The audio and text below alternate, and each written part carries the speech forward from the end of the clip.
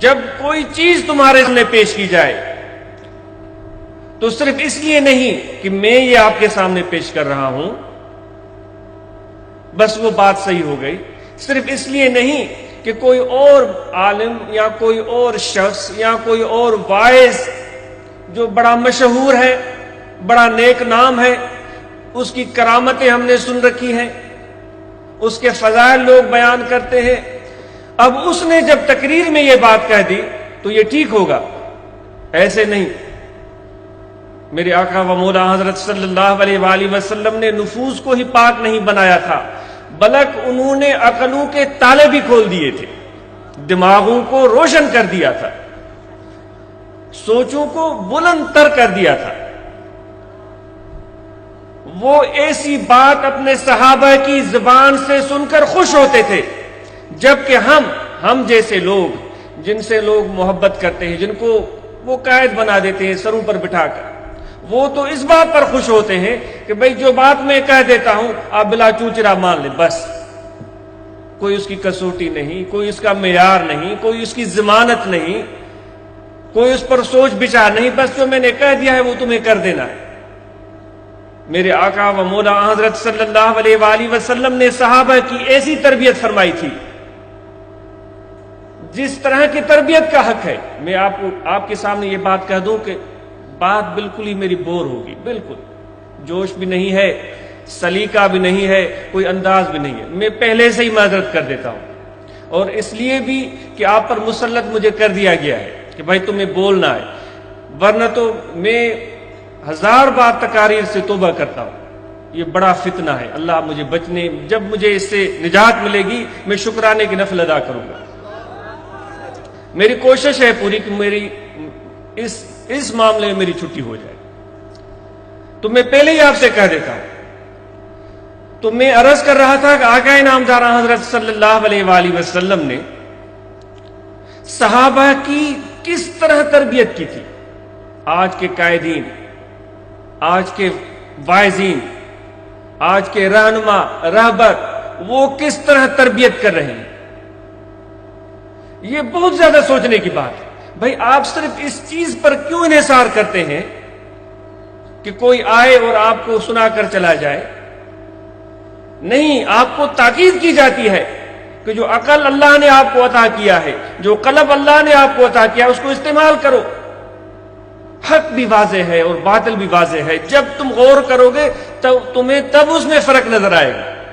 بھیڑ اور بکریوں کی طرح ہم نہ بن جائیں کہ جو بھی لاٹھی لے کر ہمارے سامنے کھڑا ہو جائے تو ہم اس کے پیچھے لگ جائیں، اس کے لاٹھی کے ڈر سے ہم اس کے کہنے پر چلنا شروع کر دیں۔ تم انسان ہو، تم خلیفۃ اللہ فی الارض ہو،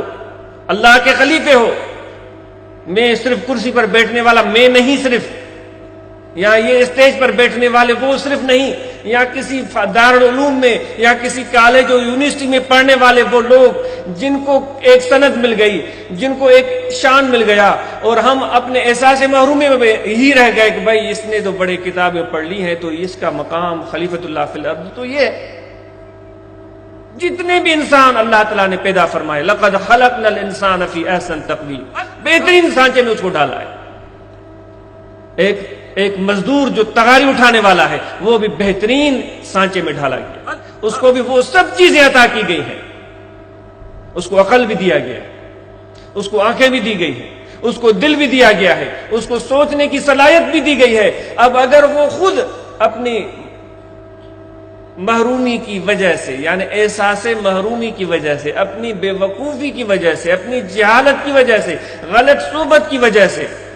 کہ بھائی کچھ بھی نہیں ہوگا، ہم کیا کریں گے، جس طرح کے بہت سارے لوگوں سے یہ سننے میں آتا ہے بھائی ہمارا تو کچھ بھی نہیں ہوگا، کیا ہوگا؟ کبھی بھی نہیں۔ اللہ تعالیٰ نے تو تمہارے لیے سب دروازے کھول دیے، کوئی بھی ہو تو کبھی بھی یہ چیز اللہ تعالیٰ نے ہمیں نہیں سکھائی، یہ ہمیں اپنی کوتاہی، اپنی جہالت کی وجہ سے یہ سوچ ہمارے دل میں پیدا ہو جاتی ہے۔ تو میں عرض کر رہا تھا کہ آقا نامدار حضرت صلی اللہ علیہ وسلم نے کیا تربیت فرمائی تھی جب معاذ ابن جبل کو ایک علاقے کی طرف، غالباً یمن یا کسی اور علاقے کی طرف گورنر بنا کر بھیج رہے تھے، تو ان سے آپ نے دریافت کیا تھا، وہ جب جا رہے تھے تو اس کا استقبال کرنے کے لیے جا رہے ہیں، اس کو چھوڑنے کے لیے، الوداع کہنے کے لیے، استقبال نہیں، اس کو الوداع کہنے کے لیے۔ آج ہم جیسے قائدین نہیں جائیں گے جب تک 2-3 کیمرے والے نہ ہوں، جب تک کوئی 10-12 دیکھنے والے نہ ہوں، جب تک کوئی مشاہدہ کرنے والے نہ ہوں، اور پھر جا کر اپنے دوستوں میں بتائیں ہاں بھائی اس نے یہ کام کیا۔ جو روایت مجھ ناچیز میں ایک ان پڑھ سا آدمی جو میں نے سنا اور پڑھا ہے کہ ایسا مفہوم ملتا ہے کہ حضور نبی اکرم صلی اللہ علیہ وسلم اور معاذ بن جبل کے علاوہ کوئی تیسرے کا تذکرہ اس روایت میں مجھے نہیں ملا۔ جا رہے ہیں، معاذ بن جبل کا گھوڑا تیار ہے، اس کی لگام اس کے ہاتھ میں ہے، آقا انعامدار حضرت صلی اللہ علیہ وسلم اس کے ساتھ ساتھ چل رہے ہیں اور اس سے باتیں کر رہے ہیں۔ اے معاذ اب بتاؤ جب تم وہاں جاؤ گے تو کیا کرو گے؟ کوئی ایسی صورت، کوئی ایسا مسئلہ، کوئی ایسی مصیبت یا کوئی ایسا پرابلم تمہارے سامنے آ جائے، پھر اس کو حل کیسے کرو گے؟ تو انہوں نے عرض کیا، کچھ ان کو ڈر نہیں، کچھ ان کو خوف نہیں، انہوں نے عرض کیا یا رسول اللہ صلی اللہ علیہ وسلم میں اس کو کتاب اللہ میں تلاش کروں گا، اس کا حل۔ اللہ کے احکامات جو آپ نے ہمیں سکھائے ہیں قرآن مجید کی صورت میں، آپ نے فرمایا اگر تمہیں اس میں فی الفور نظر نہ آئے تو اس نے کہا آپ کی احادیث سنت، اس کے ذریعے میں اس کسوٹی پر، اس معیار پر اس مسئلے کو میں حل کرنے کی کوشش کروں گا۔ تو اس طرح 2-3 باتیں انہوں نے دریافت کی، پھر آخر میں پوچھا اگر یہ سب چیزیں تمہیں ان میں سے تمہیں اس کا حل نظر نہ آئے تو پھر کیا کرو گے؟ تو انہوں نے کہا کہ حضور پھر میں خود غور کروں گا، پھر میں اپنے عقل کو استعمال کروں گا، پھر میں اپنی سوچ کو استعمال کروں گا، اور جو مجھے صحیح نظر آئے گا اس کے مطابق میں فیصلہ کروں گا۔ آپ نے فرمایا تم نے صحیح کہا، تمہیں ایسے ہی کرنا چاہیے۔ تو آقا انعامدار حضرت صلی اللہ علیہ وسلم تو عقلوں کے تالے کھولنے آئے تھے۔ ہم جیسے ایسے رہبر رہنما آج پیدا ہو گئے ہم کہ ہم تو لوگوں کے ذہنوں پر تالے ڈال دیتے ہیں۔ کل قیامت کے روز بارگاہ الہی میں بڑی مار پڑے گی، یقین سے جانو، ہم جیسے نام نہاد قائدین پر بڑی مار پڑے گی۔ کوئی خوف نہیں ہے، حق بات کہتے نہیں، صحیح بات جو بتانی چاہیے وہ بتاتے نہیں، اور جو جس کی ضرورت نہیں ہے خاص اس پر ہمارا زور ہے۔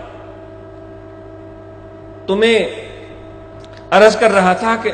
ہم اور آپ کو اس دنیا میں رہتے ہوئے اپنے عقل اور فہم کو استعمال کرنے کی کوشش کرنی چاہیے۔ ایسا ہی ہے اگر کوئی اپنے بازو کو استعمال کرنا ترک کر دے اور اس کو بالکل ہی چھوڑ دے، نہ اس کو ہلائے نہ جلائے، تو چند مہینوں کے بعد یہ عضو معطل ہو جائے گا، اس کے جو یہ بند ہیں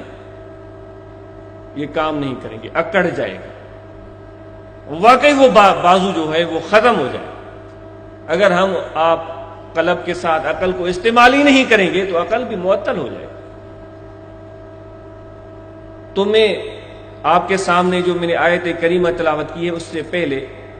ذرا سا مختصر سا تذکرہ کیا جائے گا کہ زندگی ہم گزار رہے ہیں، کوئی سلیقہ بھی ہونا چاہیے، کوئی طریقہ بھی ہونا چاہیے، جس طرح کے